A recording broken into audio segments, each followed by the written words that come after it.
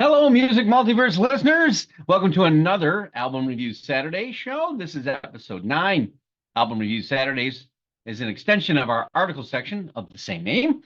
And in this video version, I will review those original 3 that I wrote about, but also add in some more reviews. And today I managed an additional 3 albums. So you get 6 total for watching the video. As always with us at Beyond Your Radio, it's any genre or style. And it's just a friendly reminder, if you have not subscribed yet, please consider it.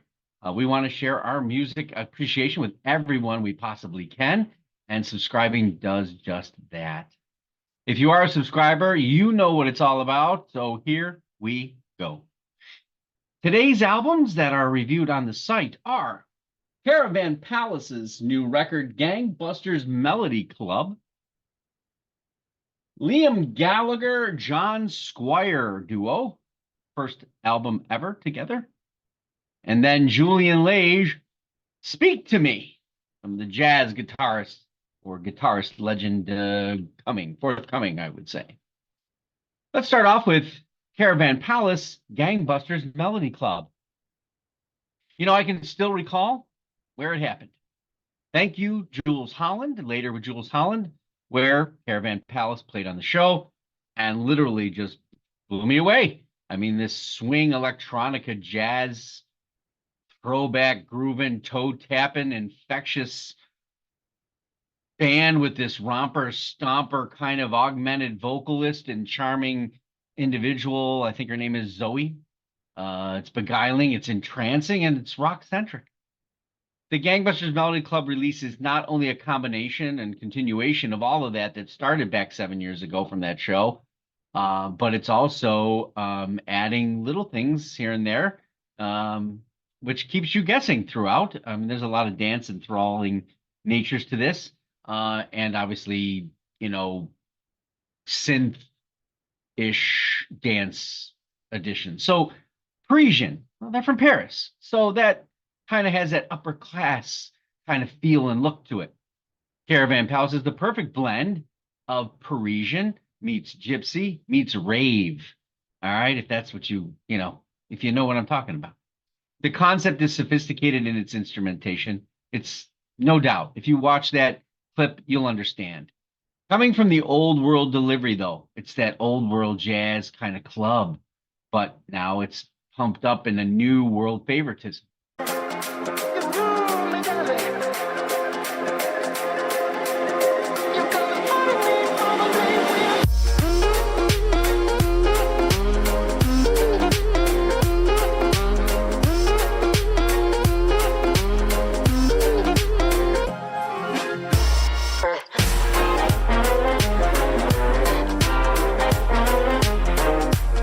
The bend in some intoxicating and, ravishing house trance and dance accentuates or exacerbates the tempo.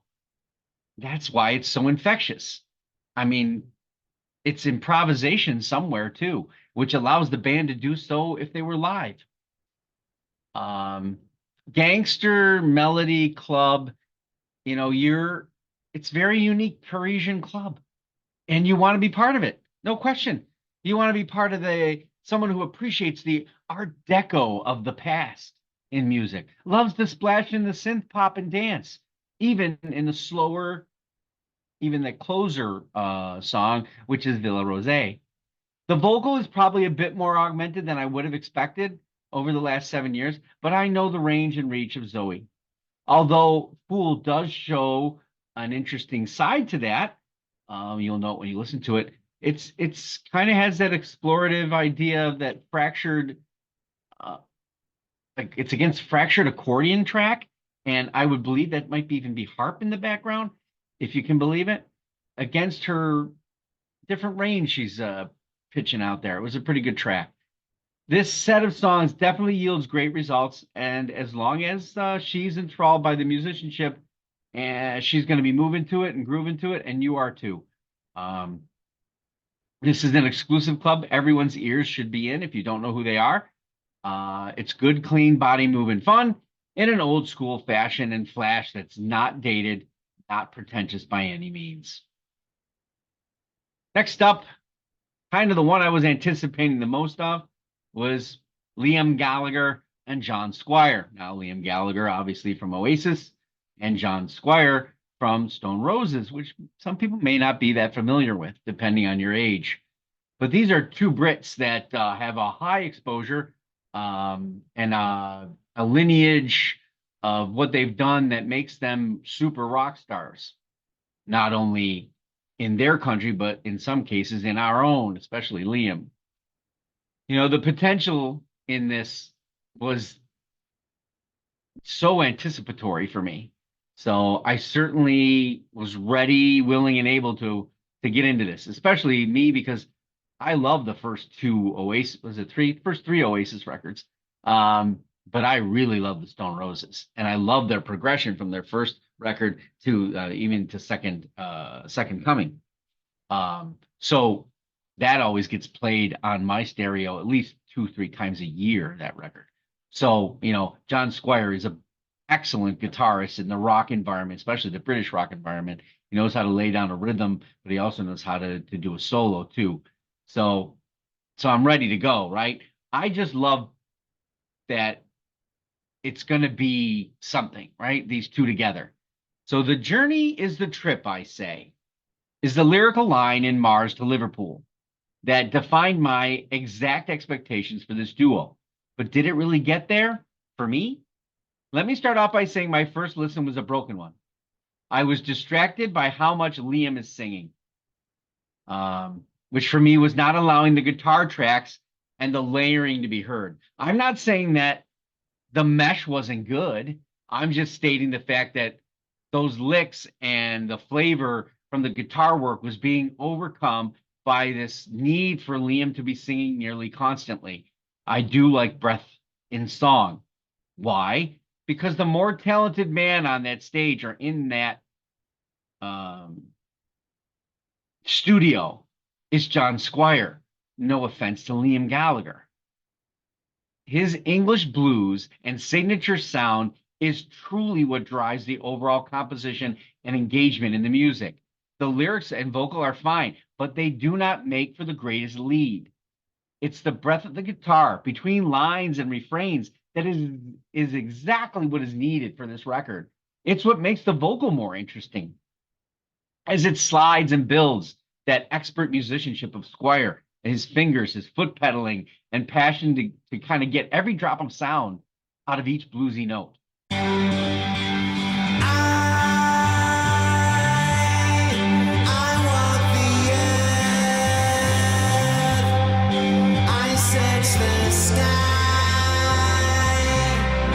Just another rainbow, no pot of gold, waiting here for me. He accomplishes that mission and then some, but you have to get past nearly constant singing of Liam in my first listen. There is a lovely blend between the two throughout a lot of the debut together. So whether this will happen again or not, who knows? But the story is here that you get sound you expected, some very well-conceived lyrics and musical collaboration are worth your time, for sure. It was worth their time, too. I have a feeling that the more I gravitate to playing it, the more I'm going to get out of it.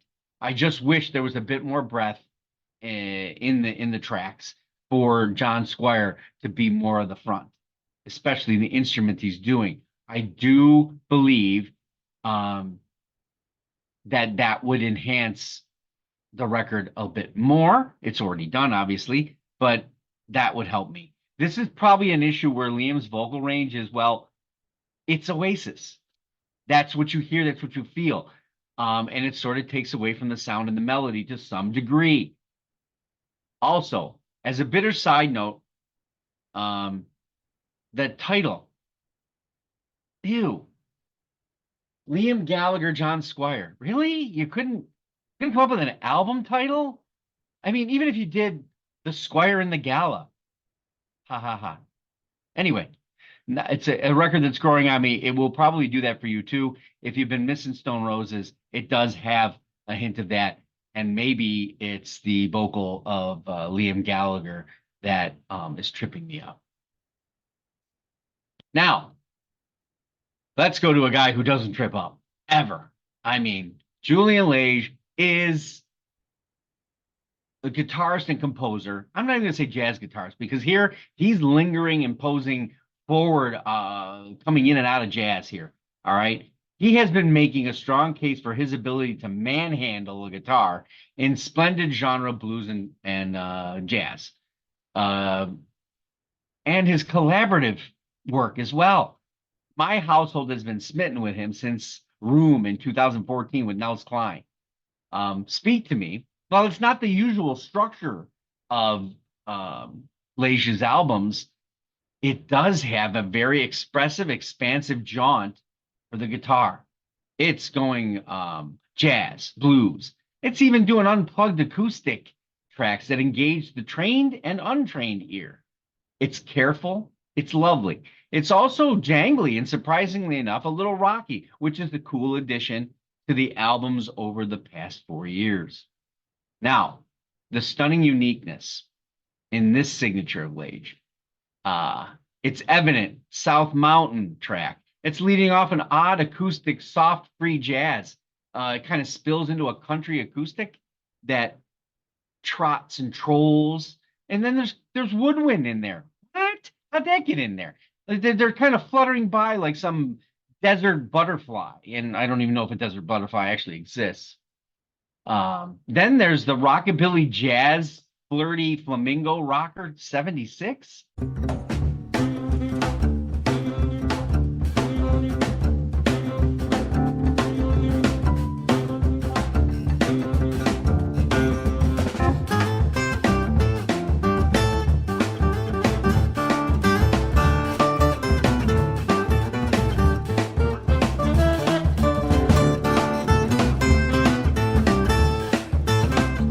I know you're thinking, jazz rocker? What? Yeah, it's jazz, but it's not like you're used to. It's a catchy amazement, kind of wicked, offbeat, wild piano improv in there, and it just sends this record into another stratosphere that you weren't expecting. It's also the reason you'll let it go around again, because your expectations, while you were still wowed, you're kind of caught off guard. And with your caught off guard, you missed those woodwinds the first time, maybe. I'm fairly certain you missed the fact that somehow he was switching between electric and acoustic guitars. When it's all said and done, Speak to Me is ultimately a jazz record, but it's one that is slightly pressing against the boundaries, which is always impressive to me and always something that jazz has always had pretentiousness for. Oh, that's the right word. But it's his prestidigitation, if you will, conjures the best jazz guitarist sounds that are coming out today. And I believe it does affect the people that are around him in this record, making them shine just as much as he does. It will speak to you. Some will take you a second listen and others will instantly be attractive. It is the beauty of how he speaks with his style of guitar to us and to the professionals surrounding him on this record. And you appreciate the finger felt arrangements he composes. What are the three extras?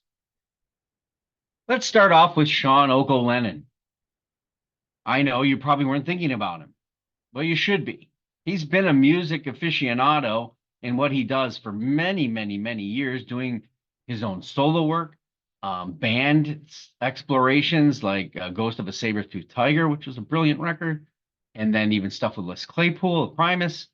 But in here, Asterisms, you're really going to be thrown as to how beautiful the composition and arrangements are with the people he's assembled for this, well, progressive rock? Or is it something else? You know, you could get thrown on this one for sure. The first track definitely feels, sounds, and bleeds progressive rock. It's got spacey guitar hints and solo riffs and even like an ambience to it.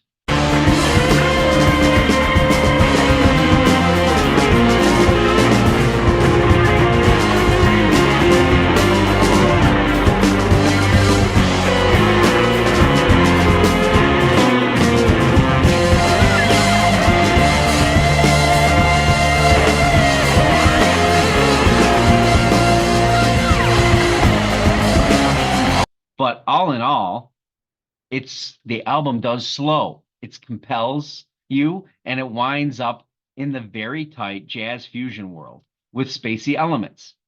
I just could not get over how tight these people are in this record.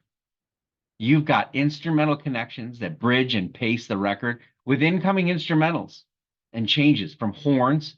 You got texture changes, soundscapes, creative indulgences that work so well because they're not bombastically done. They don't get too wild.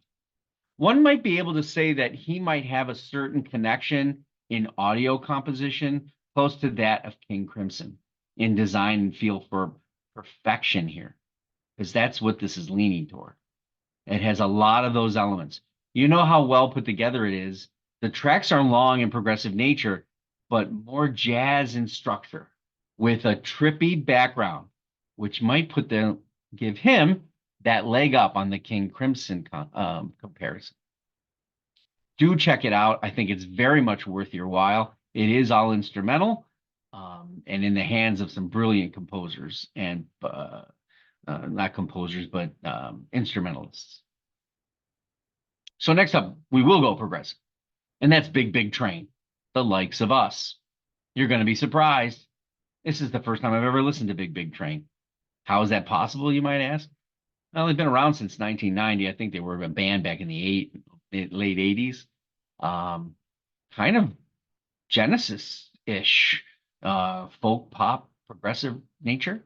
But they have this affinity for harmony. I guess when that harmony hits, sometimes I lose that interest because it seems Canterbury-ish to me, in a very old throwback. I'm looking for progressiveness that has a bit more rock texture, and that's what I loved about Genesis. The folk was there, but the lead singer was whether it was Peter Gabriel or Phil Collins. They had their harmonies, but they didn't let the harmonies be the vocal. And I think that's where Big Big Train here on the likes of us, this is the first time I've ever heard them. I was unfortunately drawn more to the epics like Beneath the Mast.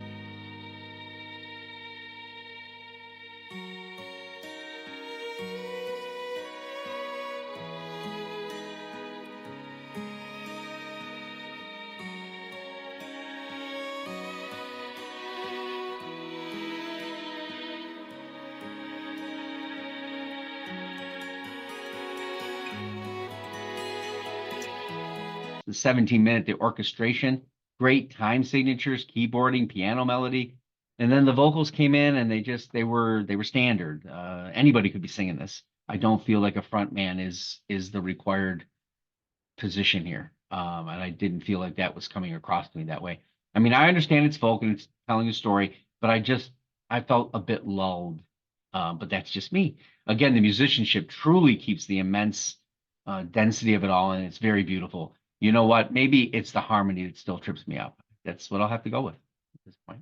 But you let me know what you think. Finally, Paula Cole. Her new album, Low, L-O. For me, and I saw Paula on her first tour with Sarah McLachlan for Harbinger, her debut record, which I believe is still one of the most outstanding debut albums in female contemporary rock history. Low is a very good adult contemporary, but living on the edge of it, which is where I want her to be. That's where she started. She got a little bit poppy and then a little bit too folky and then a little bit too worldly, maybe, I guess. Still with one of the most beautiful voices in the industry still today. Giving you exactly what you used to love about the debut of Cole. It has that edge. Her vocal teeters, and that teetering is reality. That teetering is emotion, and it's what she was known for, and that bit of spit and spite, which is back. Her ability to capture a moment, twist or compare it, metaphor, it works so well. I mean, if you can put the Replacements and Dinosaur Jr. in a song and make it move and breathe and mean something, you're victorious as hell, in my opinion.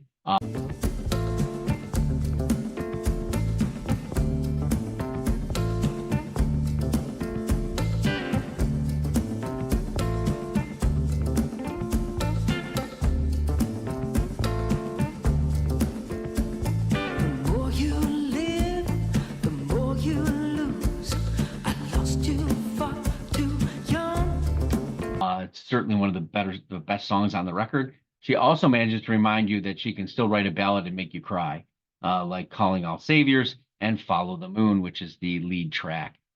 If you missed Paula Cole for years and you thought maybe, she was gone and done and was kind of, it's not a sellout, it's just contemporary, adult contemporary.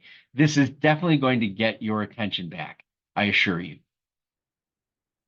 So what did you think of these records? Did you listen to them? We'd love to hear what you thought of them, what your opinions were, what you liked, what you didn't like. And obviously, beat me up. Come on, tell me where I'm wrong. Maybe I'll get a second listen and hear something that I didn't hear. Check us out on beyondyourradio.com, Facebook, Twitter, Instagram, and YouTube. There's articles there and links to all the shows. Coming up tomorrow on Unknown Sunday, Knife Party. Yeah, it's time. Go beyond your radio with us, a real music appreciation channel. Thank you for watching and happy listening.